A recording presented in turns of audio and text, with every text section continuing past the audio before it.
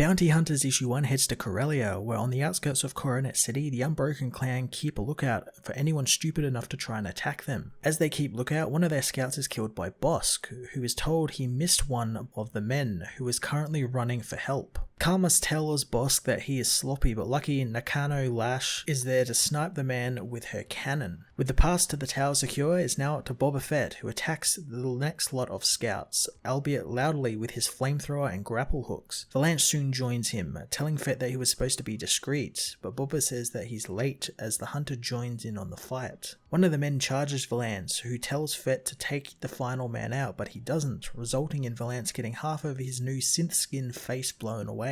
After the men are killed, he tells Fett to stay away from him during this mission or he will kill him, and after Fett dares him to try, Valance swears that after the mission he will need more than Beskar to protect him. The hunters soon breach the compound, but Karmas charges in, saying the people inside cannot be allowed to live. Karmas is immediately gunned down by the waiting criminals, prompting Lash to kill the man inside. Tongor contacts Fett and Valance, telling them that the mission is a bust since Karmas was killed by the client, and Lash killed the client, who was the heir to the deadliest crime syndicate in the sector. Fett is angered, telling Valance since his mentor got them all killed, he's going to kill Valance. Valance knows that Lash would never do something like this, as in the present, on Black Spire outpost, Valance is attacked by a group of Deveronians whom he's tracking. He learns from his droid that the targets are all required to be brought in alive, as he kills one of them, telling his droid to shut up since he will always scrap the droid for the extra credits. Chasing the brothers through the city, he kills the other one and leaving one left alive who escapes towards a speeder. Soon he loses his blaster, forcing him to activate his now untested new hand blaster. The last Deveronian tries to hijack a stolen speeder,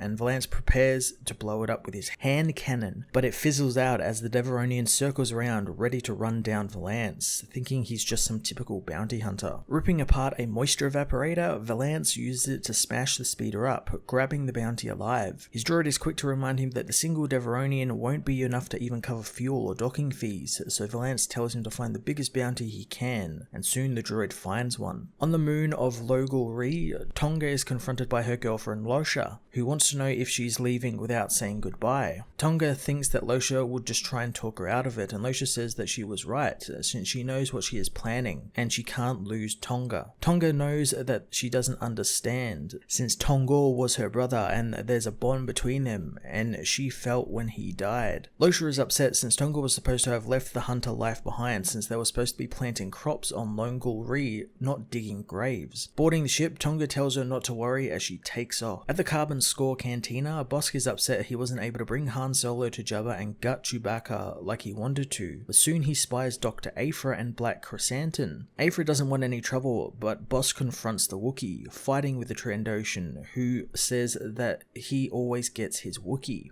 Aphra sits for a drink, telling Bossk that he needs to let him go since she needs him for a job. Bossk says that she is out of her league as Aphra reveals that she took Bosk's blaster, pointing it at the hunter and telling him that she knows he was part of a botched Corellian mission years prior. Bossk wants to know what she wants, and Aphra says that she wants information since there's lots of chatter recently on the comms about a particular bounty, wanting to know if Bossk knows where the bounty is hiding on Corellia. At Sifak's Bountiful Bounties, Sifak gets in touch with Valance, telling him he's found the biggest bounty he's ever seen, but the hunter isn't interested, cutting comms. Sifak's personal hunter Urus becomes angered, demanding he get the bounty, so after threatening the man, Sifak gives it to him. After Urus leaves, Sifak says that he'll hedge his bet with another hunter, Boba Fett, telling him of the bounty on Nakano Lash, who after many years has resurfaced. Despite being busy, Fett takes the bounty, knowing the currently frozen Han Solo in his cargo hold will just have to wait since he's going to do this job, and he's going to do it for free. Bounty Hunters Issue 1 was a fun beginning to this action-packed story that builds off plot threads seen in the Target Vader series as well as through the other various ongoing Star Wars books. I enjoyed the setup to the mission and the reintroduction of all the main players in Bossk, Valance, and Boba Fett. I'm also looking forward to seeing Valance either hunting his old mentor or even defending them against Fett and Bossk and other hunters, especially after the Target Vader series, which built up her relation with Valance and how Valance kind of relied on her quite a bit in his younger days. So it's going to be very interesting to see what happens there, and it's going to bring all the Star Wars action that I love into the comics. I'm going to give this issue a 9 out of 10.